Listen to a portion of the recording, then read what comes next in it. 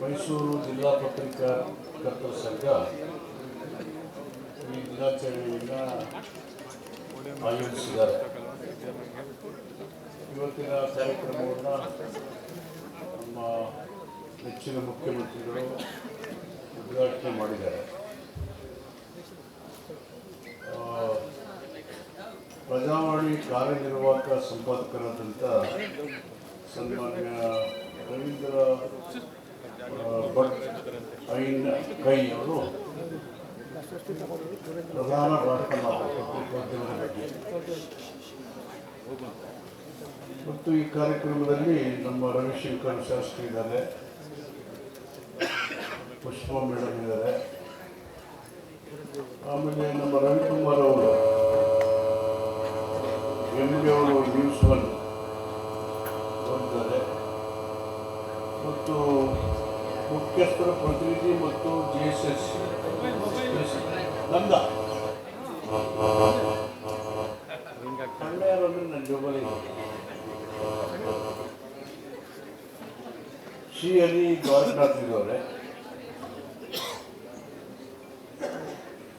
ನಮ್ಮ ದೀಪಕ್ ಅವರು ಹೊಸದಾಗಿ ಜಿಲ್ಲಾ ಪತ್ರಿಕಾ ಸಂಘದ ಅಧ್ಯಕ್ಷರಾಗಿ ಆಯ್ಕೆಯಾಗಿ ಎಂದಿನಂತೆ ಉತ್ಸಾಹ ಚುರುಕಿನಿಂದ ಅವರು ಕಾರ್ಯವನ್ನು ನಿರ್ವಹಣೆ ಮಾಡಿ ಸವಿರವಾದ ವರದಿಯನ್ನು ಕೊಟ್ಟಿದ್ದಾರೆ. ಮಂಗಳೂರು ಮುಖಾಂತರ ಪತ್ರಿಕಾ ರಂಗ ಕರ್ನಾಟಕದಲ್ಲಿ ಪ್ರಾರಂಭ ಆಯಿತು. ಭಾಸಲ್ ಸಂಸ್ಥೆಯಿಂದ ಅಲ್ಲಿ ಮಂಗಳೂರು ಸಮಾಚಾರ, ಮಂಗಳೂರು ಸಮಾಚಾರ ಅಂತ ಒಂದು ಪತ್ರಿಕೆ ಅಲ್ಲಿಂದ ಪ್ರಾರಂಭ ಆಯಿತು. ಈಗ ಸ್ವತಂತ್ರ ಬಂದು 78 ವರ್ಷ ಆಗಿದೆ. ನಮ್ಮ ದೇಶ ಪ್ರಜಾಪ್ರಭುತ್ವ ರಾಷ್ಟ್ರ ಪ್ರಪಂಚದಲ್ಲಿ ನಮ್ಮ ದೇಶದ ಸ್ವತಂತ್ರ ಹೋರಾಟಗಾರರು ಮತ್ತು ಪ್ರಪಂಚದ ಪ್ರಖ್ಯಾತ ನಾಮಧೇಯರು ಪತ್ರಿಕಾ ರಂಗದಲ್ಲಿ ಸೇವೆಯನ್ನು ಸಲ್ಲಿಸಿದ್ದಾರೆ. ಅದರಲ್ಲಿ ಅಮೆರಿಕದ ಅಧ್ಯಕ್ಷರಾಗಿರುವಂಥ ಥಾಮಸ್ ಜೆಫರ್ಸನ್ ಅವರು ದೊಡ್ಡ ಪತ್ರಿಕೋದ್ಯಮಿ. ಅವರು ಅಮೆರಿಕದ ಅಧ್ಯಕ್ಷರಾಗಿದ್ದಂಥ ಥಾಮಸ್ ಜೆಫರ್ಸನ್ ಅವರು ದೊಡ್ಡ ಪತ್ರಿಕೋದ್ಯಮಿ. ಅವರು ಏನು ಹೇಳಿದ್ದಾರೆ ಅಂದರೆ, ಸರ್ಕಾರ ಇಲ್ಲದೇ ಪ್ರಜಾಪ್ರಭುತ್ವ ಇಲ್ಲದೇ ಸರ್ಕಾರ ನಡೀತದೆ, ಆದರೆ ಪತ್ರಿಕಾ ರಂಗ ಇಲ್ಲದೇ ಸರ್ಕಾರ ನಡೆಯುವುದಿಲ್ಲ. ಡೆಮೋಕ್ರಸಿ ಫಂಕ್ಷನಿಂಗ್ ಬಗ್ಗೆ ಅವರ ಅಭಿಪ್ರಾಯ ಇದೆ. Without the press and media there is no government, there is no governance ಅಂತ ಹೇಳಿದ್ದಾರೆ. ಅಂಬೇಡ್ಕರು, ಗಾಂಧಿ, ಲೋಹಿಯಾ, ಲೋಕಮಾನ್ಯ ತಿಲಕರು ನಮ್ಮ ದೇಶದಲ್ಲಿ ಅವರು ಪತ್ರಿಕೆಗಳನ್ನು ನಡೆಸಿದ್ದಾರೆ. ಪತ್ರಿಕಾ ರಂಗ ತನ್ನ ವಾಕ್ ಸ್ವಾತಂತ್ರ್ಯದ ಅಮೂಲ್ಯ ಸ್ವತ್ತು ಅದು, ಆದರೆ ಯಾವತ್ತೂ ಕಳ್ಕೊಳ್ಳೋಕ್ಕಾಗಲ್ಲ ಅಂತ ಗಾಂಧಿ ಹೇಳಿದ್ದಾರೆ. ಅಮೂಲ್ಯವಾದಂಥ ಸ್ವತ್ತು, invaluable asset. Freedom of expression is an invaluable asset. We can't forego the freedom of expression ಅಂತ ಗಾಂಧಿ ಹೇಳಿದ್ದಾರೆ. ನೆಲ್ಸನ್ ಮಂಡೇಲ ಅವರು ಪತ್ರಿಕಾ ರಂಗವನ್ನು ಕುರಿತು ಇದು ಬಲವಾದಂಥ ಪ್ರಜಾಪ್ರಭುತ್ವವನ್ನು ಕಟ್ಟುವ ಒಂದು ಪ್ರಬಲವಾದಂಥ ಆಧಾರ ಸ್ತಂಭ ಅಂತ ಹೇಳಿದ್ದಾರೆ. ಪ್ರಜಾಪ್ರಭುತ್ವವನ್ನು ಗಾಂಧೀಜಿಯವರು ಪತ್ರಿಕೆ ನಡೆಸ್ತಾ ಜನರ ಧ್ವನಿಯಾಗಿ ಪತ್ರಿಕೆಯನ್ನು ನಡೆಸ್ಕೊಂಡು ಬಂದಿದ್ದಾರೆ, ಪೀಪಲ್ಸ್ ವಾಯ್ಸ್. ಅಂಬೇಡ್ಕರ್ ಅವರು ಧ್ವನಿ ಇಲ್ಲದ ಧ್ವನಿಯಾಗಿ 4 ಪತ್ರಿಕೆಗಳನ್ನು ನಡೆಸಿದ್ದಾರೆ. ಅವರು ಒಂದೊಂದು ಪತ್ರಿಕೆ ಕೂಡ ಬಹಿಷ್ಕೃತ ಭಾರತ ಇರ್ಬೋದು, ಜನತಾ ಇರ್ಬೋದು, ಮೂಕನಾಯಕ ಇರಬೇಕು ಮತ್ತು ಪ್ರಬುದ್ಧ ಭಾರತ ಇರ್ಬೋದು, ಇವೆಲ್ಲ ಪತ್ರಿಕೆಗಳ ಹಿನ್ನೆಲೆ ನೋಡಿದಾಗ ಸಮಾಜದಲ್ಲಿ ತುಳಿತಕ್ಕೆ ಒಳಗಾದಂಥ ಜನರನ್ನ ಧ್ವನಿಯಾಗಿ ಸಮಾಜವನ್ನು ಪರಿವರ್ತಿಸಿ ಪತ್ರಿಕೆಯ ಆದ್ಯ ಕರ್ತವ್ಯ ಪ್ರಜಾಸತ್ತಾತ್ಮಕವಾದಂಥ ನಡವಳಿಕೆಯನ್ನು ಬಲಗೊಳಿಸಲಿಕ್ಕೆ the role of press and media ಈ ಒಂದು ಮಹನೀಯರಿಂದ ನಮಗೆ ಗೊತ್ತಾಗುತ್ತೆ. ಈಗ ತಕ್ಷಣದ ಸುದ್ದಿಗೋಸ್ಕರ ಅಲ್ಲಿ ಇಲ್ಲಿ ಸಿಗ್ತಕ್ಕಂಥ ತುಣುಕುಗಳನ್ನು ಜೋಡಿಸಿ ಸ್ಪರ್ಧೆಗೆ ಇಳಿತಿರ್ತಕ್ಕಂಥ ಪತ್ರಿಕಾ ರಂಗ ಪ್ರಜಾಪ್ರಭುತ್ವದ ಆಧಾರ ಸ್ತಂಭವಾಗಿ ಗಟ್ಟಿಯಾಗಿ ಸಮಾಜವನ್ನು ಕಟ್ಟುವ ಕೆಲಸದಲ್ಲಿ ತೊಡ್ಕೊಳ್ಳದೆ ಹೋದರೆ ರಾಜಕೀಯ ಪಕ್ಷಗಳಿಗೆ ಪತ್ರಿಕಾಗಳು ಅಲ್ಲಿ ಇಲ್ಲಿ ಕೊಡ್ತಕ್ಕಂಥ ಸುದ್ದಿಗಳನ್ನು ಗ್ಲೋರಿಫೈ ಮಾಡಿ ಇವನು ಅವನ ಕಲ್ಲೊಡಗ ಇವನಲ್ಲಿ ದೇವಸ್ಥಾನದ ಹತ್ರ ತಗೊಂಡೋಗಿ ಹಂದಿ ಮಾಂಸ ಹಾಕ್ದ, ಅವನು ಅಲ್ಲಿ ಡ್ಯಾನ್ಸ್ ಮಾಡ್ದ, ಇವೆಲ್ಲವನ್ನ ಗ್ಲೋರಿಫೈ ಮಾಡಿ ಜನರನ್ನ ದಿಕ್ಕು ಕೆಡಿಸ್ತಕ್ಕಂಥ ಕೆಲಸಗಳೇ ಹೆಚ್ಚಾಗಿ ನಡೀತಾ ಇದ್ದಾರೆ. ನಾನು ನೋಡಿದೆ, ಸ್ವಾಗತ ಮಾಡ್ತಾ ಇದ್ರು, ನಮಗೆಲ್ಲ ಹೂ ಕೊಟ್ಟರು. ನಮ್ಮ ಮೇಡಮ್ ಅವ್ರಿಗೆ ಇನ್ನೊಬ್ಬ ಮೇಡಮ್ಮೇ ಬಂದು ಕೊಟ್ಟರು. Why gender discrimination? ಅವರು ಈಗ ನನ್ನ ಹೆಂಡತಿಗೆ ಒಬ್ಬ ಗಂಡಸು ಬಂದು ಹೂವಲ್ಲಿ ಹಾಕ್ಬಿಟ್ರೆ my wife will not become the wife to somebody. It's a mark of respect. It's a mark of respect. Why are you discriminating?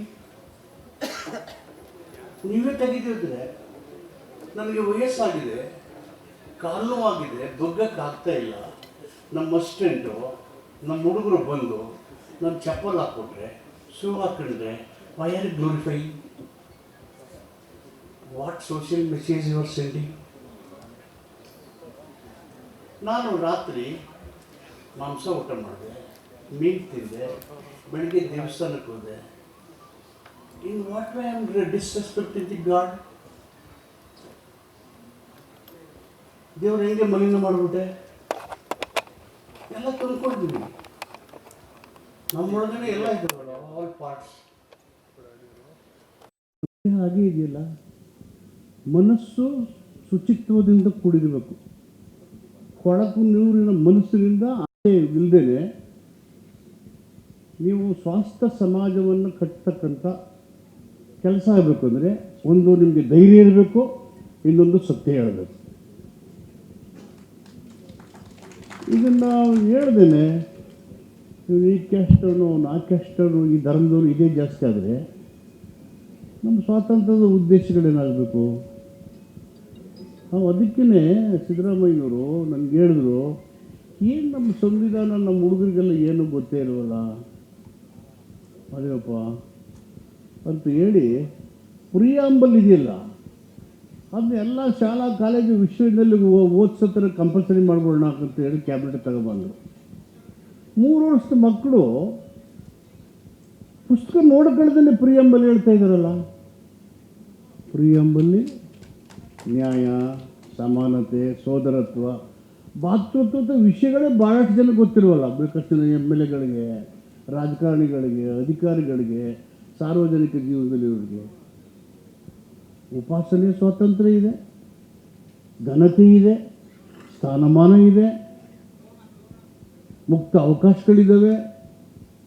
ಇವೆಲ್ಲ ಎಲ್ರಿಗೂ ಇರಬೇಕಾದ್ರೆ ನಮಗೆ ಏನು ಕೊಟ್ಟಿದ್ದಾರೆ ಅಲ್ಲಿ? Duties and responsibilities, rights and fundamental rights. Constitution ಇದೆಯಲ್ಲ, ಇದನ್ನು highlight ಮಾಡಬೇಕಲ್ಲ. Rights and fundamental rights given to all citizens as well the duties and responsibility of the 4 pillars of the democracy. ಇವನ್ನ ಸಮರ್ಪಕ್ಕೆ ಮಾಡದೆ ಹೋದರೆ ಜಾತಿ ಧರ್ಮ ಮೀರಿದ ಸಮೃದ್ಧ ಭಾರತದ ನಿರ್ಮಾಣ ಮಾಡೋದು ಹೇಗೆ? So the role of press and media very vital. ಇವತ್ತು ಸ್ವಾತಂತ್ರ್ಯ ಪೂರ್ವದ ವರ್ಣಾಶ್ರಮ ಧರ್ಮ ಕಡೆಗೆ ವಾಲ್ತಾ ಇದೆ ಸಮುದಾಯಗಳು. ಸಾರ್ವಜನಿಕ ಕ್ಷೇತ್ರದ ಗುಣಾತ್ಮಕವಾದಂಥ ನಾಯಕತ್ವ ಕಡಿಮೆ ಆಗ್ತಾ ಇದೆ. ಸಿದ್ದರಾಮಯ್ಯ ಯಾಕ್ರಿ 2 ಸತಿ ಮುಖ್ಯಮಂತ್ರಿ ಆಗಬೇಕು? ನೀವು ಒಬ್ಬರೇ ಆಗಬೇಕಾ? ಇವ್ರು ಬಿಟ್ಟರೆ ಯಾರೂ ಇಲ್ವಾ? Can anybody replace Siddaramaiah in his commitment, in ideology, the background with which he has come from a social movement? ಈ ಥರ ನಾಯಕನ ಯಾವ ಗುಣಾತ್ಮಕವಾದಂಥ ಸಾಂಸ್ಕೃತಿಕ ಹಿನ್ನೆಲೆಯಿಂದ ಬರೆದಿರ್ತಕ್ಕಂಥವ್ರು ಇಲ್ಲದೇ ವಿಷಯಗಳನ್ನು ಇರುವ ವಿಷಯವನ್ನಾಗಿ ಪರಿವರ್ತಿಸಿ ಅದನ್ನು ಗ್ಲೋರಿಫೈ ಮಾಡಿದಾಗ ಸತ್ಯಾಸತ್ಯಗಳನ್ನು ಸದಸ್ಯರಾಗಿ ಮಾಡ್ತಕ್ಕಂಥದ್ದು ಹೊಣೆಗಾರಿಕೆ, ಜವಾಬ್ದಾರಿ ಯಾರ ಮೇಲಿದೆ? ಯಾರು ಮಾಡಬೇಕು? ಪ್ರಜಾಪ್ರಭುತ್ವ ಬಲವರ್ಧನೆ, ಅದರ ಅಸ್ತಿತ್ವ ಉಳಿದು ಇಬ್ಬರ ಕೈನಲ್ಲೇ. ಒಂದು ಮತದಾರರು, ಇನ್ನೊಂದು ಪತ್ರಿಕೋದ್ಯಮ. ಈ ಎರಡು ಸರಿಯಾದಂಥ ತೀರ್ಮಾನವನ್ನು ಕೈಗೊಳ್ಳದ ಹೊರತು ಯೋಗ್ಯರು, ಸಮರ್ಥರು, ವಿವೇಚನೆಯುಳ್ಳವರು ಸಾರ್ವಜನಿಕ ಜೀವನಕ್ಕೆ ಬರೋ ರೀತಿಯಲ್ಲಿ ನೋಡ್ಕೊಳ್ದೆ ಹೋದರೆ ನಾವು ಬೇರೆ ಪ್ರಜಾಪ್ರಭುತ್ವವನ್ನು ಕಾಣಬೇಕಾಗುತ್ತೆ. ಮಾತೆತ್ತರ ನಮ್ಮ ಜಾತಿಯವರು ಅಂತಾರೆ. ನಮ್ಮ ಕನ್ನಡ ಸಂಸ್ಕೃತಿ ಇಲಾಖೆಯಿಂದ ಸಿದ್ದರಾಮಯ್ಯನವರು 15 ವಿಷಯಗಳು ಕೊಟ್ಟು ಎಲ್ಲ ವಿದ್ವಾಂಸರು ಚರ್ಚೆ ಮಾಡಬೇಕು ಅಂತ ತೀರ್ಮಾನ ಮಾಡಿದ್ದಾರೆ. ನಮ್ಮ ಸಂಸ್ಕೃತಿ ಅಂದ್ರೇನು? ಧರ್ಮನದು.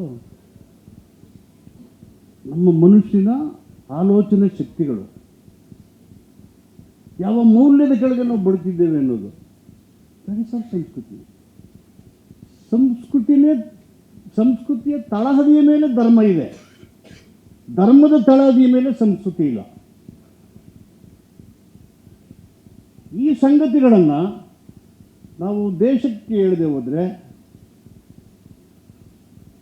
ತುಳಿತಕ್ಕೆ ಒಳಗಾಗಿರ್ತಕ್ಕಂಥ ಬಹುಸಂಖ್ಯಾತರು,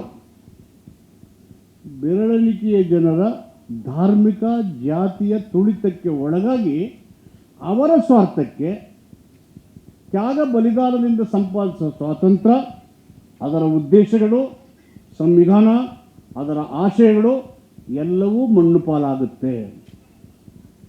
ಇದಕ್ಕೆ ಕಾವಲುಗಾರರಾಗಿ ಕಾಯ್ತಕ್ಕಂಥ ಜವಾಬ್ದಾರಿ ಮತ್ತು ಸ್ವತಂತ್ರವನ್ನು ಸಂಪೂರ್ಣವಾಗಿ ಪತ್ರಿಕಾ ರಂಗಕ್ಕೆ ನೀಡಲಾಗಿದೆ. ಸಂಪೂರ್ಣವಾಗಿ ಸ್ವತಂತ್ರರು. ಫ್ರೀಡಮ್ ಆಫ್ ಎಕ್ಸ್ಪ್ರೆಷನ್ ಅಮೂಲ್ಯವಾದಂಥ ಸ್ವತ್ತು, ಅದು ಆಸ್ತಿ, ಯಾರಿಗೂ ಕೊಡೋಕ್ಕಾಗಲ್ಲ. ಅದನ್ನು ಅದು ಹೋಯಿತು ಅಂದರೆ ಪ್ರಜಾಪ್ರಭುತ್ವ ನಾಶ ಆಗುತ್ತೆ. ಈ ಹಿನ್ನೆಲೆಯಲ್ಲಿ ಹೋದ ಸಾರಿ ಕೆಲಸ ಮಾಡಿದ್ವಿ, ಇನ್ನೂ 3 ದಿನ ಸೈಟ್ ಕೊಟ್ಟಿರಲಿಲ್ಲ, ಗುದ್ಲಿ ಪೂಜೆ ಆಗಿರಲಿಲ್ಲ. ಹೋದ ಸಾರಿ ಮೇಲೆ ಸೈಟೂ ಆಯಿತು, ಗುದ್ಲಿ ಪೂಜೆ ಆಯಿತು. ಇನ್ನೂ ಯಾರೂ ಕಂಪ್ಲೇಂಟ್ ಕೊಟ್ಟಿಲ್ಲ ರಾಜ್ಯಪಾಲರಿಗೆ. ಸಿದ್ದರಾಮಯ್ಯ ಅಂಗಡಿ ಕೊಟ್ರ, ಪ್ರಶ್ನವ್ರಿಗೆ ಮೂಡ ಸೈಟ್ನಂತ ಇನ್ನೂ ಯಾರೂ ಅರ್ಜಿ ಕೊಟ್ಟಿಲ್ಲ. ಸೊ ಈ ಥರದ ನಡವಳಿಕೆಗಳು the constitutional officers are becoming the complaint box officers. Constitutionally created bodies, they are working as complaint boxes. If the press fail to analyze on factual basis, where do the democracy will stand? ಈ ಸಂಗತಿಗಳನ್ನು ಸೂಕ್ಷ್ಮವಾಗಿ ಪರಿಗಣಿಸಿ ಪ್ರಜಾಪ್ರಭುತ್ವದ ಆಧಾರ ಸ್ತಂಭ, ಸ್ವತಂತ್ರವಾಗಿರ್ತಕ್ಕಂಥ ಆಧಾರ ಸ್ತಂಭ ಗಟ್ಟಿಯಾಗಿ ಮತದಾರರ ಜಾಗೃತಿ ಮಾಡಿ, ಏರಳವಾಗಿ ಹಣ ಕೊಟ್ಟು ಸಾರ್ವಜನಿಕ ಜೀವನದ ಆಸಕ್ತಿ ಇಲ್ಲದಿರೋರು ಚುನಾವಣೆಯಲ್ಲಿ ಗೆಲ್ಲದೇ ಇದ್ದಕ್ಕೆ ನೋಡಿಕೊಳ್ಳಲಿಕ್ಕೆ ಜಾಗೃತಿ ಮೂಡಿಸ್ತಕ್ಕಂಥ ಕೆಲಸವೂ ಕೂಡ ಪ್ರಮುಖವಾಗಿರ್ತಕ್ಕಂಥದ್ದು.